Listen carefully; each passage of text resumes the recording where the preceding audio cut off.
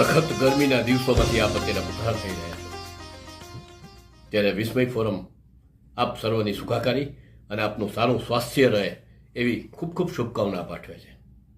આજે આ ગરમીના દિવસોમાં થોડીક હળવાશવાળી વાર્તાના લેખિકા આપના ખૂબ જ જાણીતા છે, દીના વછરાજાની. મુંબઈ છે, ઇન્ડિયન ઓવરસીઝ બેંકમાંથી નિવૃત્ત થયેલા છે. એણે બીએસસી LLB અને અલ્ટરનેટ મેડિસિનનો અભ્યાસ પણ કરેલો છે અને નિવૃત્ત થયા પછી એમણે કલમ ઉપાડી અને સરસ મજાનું લખવાનું ચાલુ કર્યું.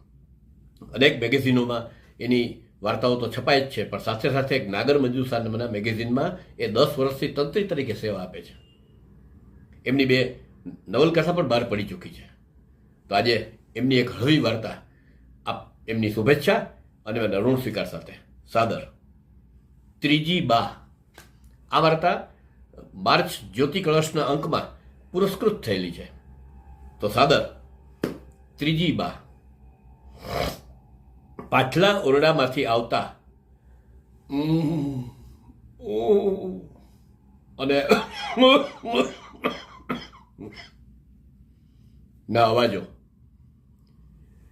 નીરવ રાત્રિની શાંતિ વિંધી આગળના ઓરડામાં સૂતેલી નાનકાની વહુના કાનમાં અને કદાચ કાનથી પણ આગળ એના મગજમાં આમ ખળભળાટ મચાવતા હતા. કાન ઉપર જોરથી તકીઓ દાબી એને સુવાનો પ્રયત્ન કર્યો, પણ અવાજની તીવ્રતા વધતા એને બાજુમાં સૂતેલા પતિને હલબલાવી નાખ્યો. આ તમારા બાપાને મારી નીંદર આરામ કરી મૂકી છે અને તમે કસકસાટ ઊંઘો છો.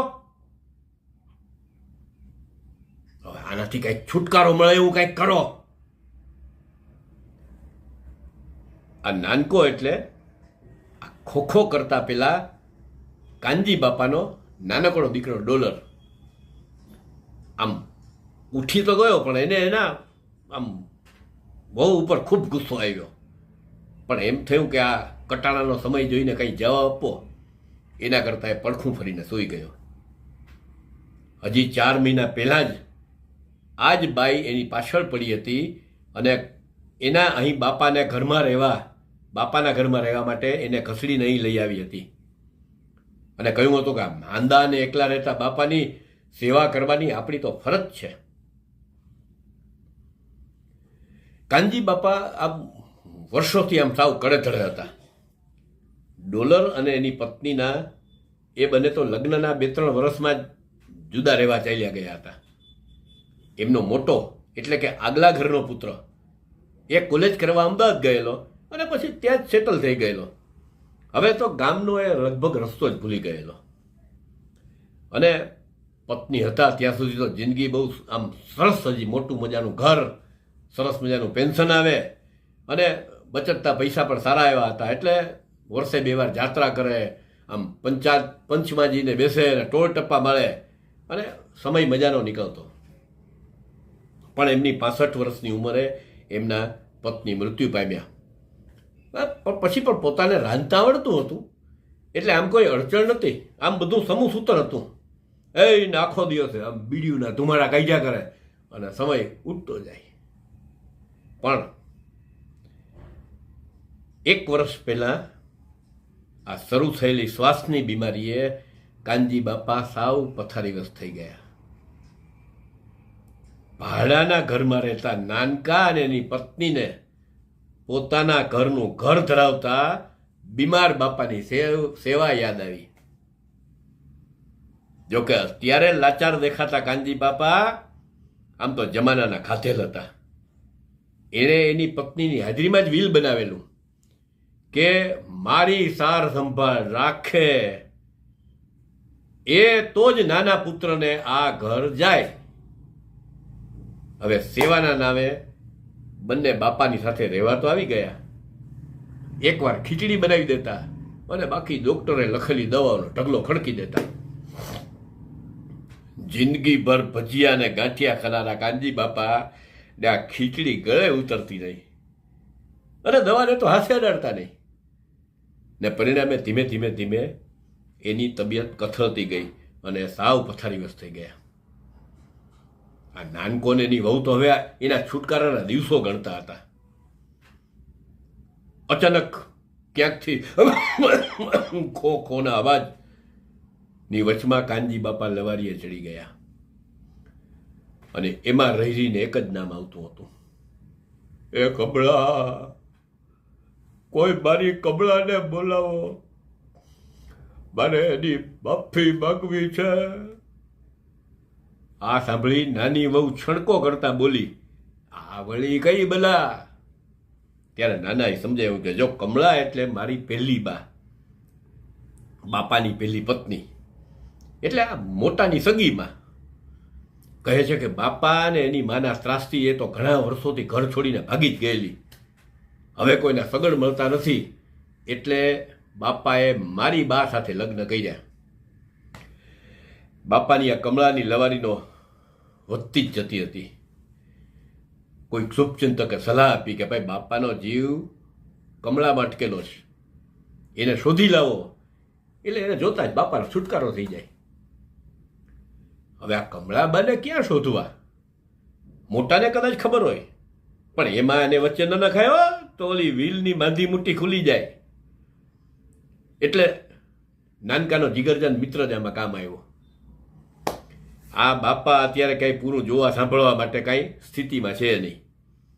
કમળાબાનો ફોટો જોયો હોય તો બોલ, એના જેવા જ લાગતા કોઈ બાને પકડીને રાખી દઈએ, બાપાનો જીવ છૂટે. અને એ મિત્રના જ એક વિધવા નિસંતાન કમળાબા જેવા જ દેખાતા એના ફૈબા બેઠી દડીના નામ થોડાક રૂપાળા, જે બાજુના ગામમાં એકલા રહેતા હતા, એ આ પુણ્યનું કામ કરવા માટે તૈયાર થઈ ગયા. એક સાંજે થેલીમાં 2-4 કપડાની જોડ ભરી કમળાબા ઘરમાં પ્રવેશ્યા ત્યારે બાપા પથારીમાં સૂતા હતા. નાનકાએ બૂમ મારી, એ કમળાબા આવ્યા. અને સાંભળીને બાપા તો આમ ઝડપથી બેઠા થવા ગયા, પણ ઉધરસને કારણે બેવડા વળી ગયા ને પથારીમાં ઢળી પડ્યા. પેલા કહેવાતા કમળાબાઈ તો થેલી એકદમ ખુરશીમાં મૂકી અને બાપાને બરડે હાથ ફેરવા માંડ્યા. એ સાથે જ બાપા, મારી કબો આવી, મને બાપ કરી દે, હવે ક્યાંય ન જતી, એવી લવારી સાથે ડૂસકા ભરતા ભરતા ઢળી પડ્યા. પેલા નવા આવેલા કમળાબાને પણ આંખમાં ભીનાશ આવી ગઈ. એટલે નાનકાને એની પત્નીએ વિચાર્યું કે ચાલો આ બા અભિનય તો સારો કરી લેશે. પછી તો આમ દાદા બધું કમું બંધના હાથે બધું ખાવા પીવાનો બધો આગ્રહ રાખતા ગયા. અને પેલી બા પણ કમો બની અને એને જાત જાતના ઓસળિયા અને દવા અને આમ શીરો અને નવું ભાતનું ખવડાવતા. એક દિવસથી નાનકાની વહુએ તોબડો ચડાવીને મનાઈ ફરમાવી કે હવે ખાવાનું બનાવવાનું તમે મૂકી દો, પણ તોય કમુબા એની નજર ચૂકવીને દૂધ અને દવા તો બાપાને આપી જ દેતા. એમને 12 દિવસ થઈ ગયા. પોતે તો ઉપર જવામાંથી રહ્યા, પણ પેલા કમળાબાને કે આગા પાછા ન થવા દે. હવે તો એના શરીરને અવાજમાં પણ જરાક આમ તેજ જણાતું હતું. આ બાજુ નાનો ને એની પત્નીનો અકળામણનો કોઈ ભાર નહીં. એક રાત્રે બાપા ભર ઊંઘમાં હતા ત્યારે પેલા કમળાબેનને એમને બોલાવી એમને ઘર ભેગા કરી દીધા. હાશ, હવે બાપા ક્યાં શોધવા જવાના છે? સવારે કહી દેશું કે આ કમળાબાઈ ભાગી ગયા, અને એમાં જો એ આઘાત સાંભળીને રામ રમી જાય તો આપણું કામ પત્યું. અને બીજે દિવસે સવારના પોરમાં બાપાની પથારી ખાલી ખમ. લોકલાજે એણે શોધખોળ ચાલુ કરી, પણ સાંજ સુધીમાં ક્યાંય બાપાનો પતો મળ્યો નહીં. તે તો સગાવાલા કુટુંબીઓ બધા ભેગા થઈ ગયા કે બાપા ક્યાંય ગયા, બાપા ક્યાંય ગયા. અને અચાનક એના ઘરના ફોનની રિંગ વાગી. એને ફોન ઉઠાવ્યો તો સામે કાનજી બાપા જાતે પોતે. જો નાનકા સાંભળ, તું લાવેલો એ કમળાબા મારી કમો નથી, એ મને તરત જ સમજાઈ ગયેલું. એ કોને ક્યાંથી એની પણ મને જાણ થઈ ગયેલી. અત્યારે હું એના ગામમાં જ છું, એના ઘેર જ છું, અને અમે બંને આજે લગ્ન કરી લીધા છે. તો તું તારી ત્રીજી બારના સામૈયાની તૈયારી કર, અમે હમણાં જ આવીએ છીએ. टूटे कोई सपना जग सुना सुना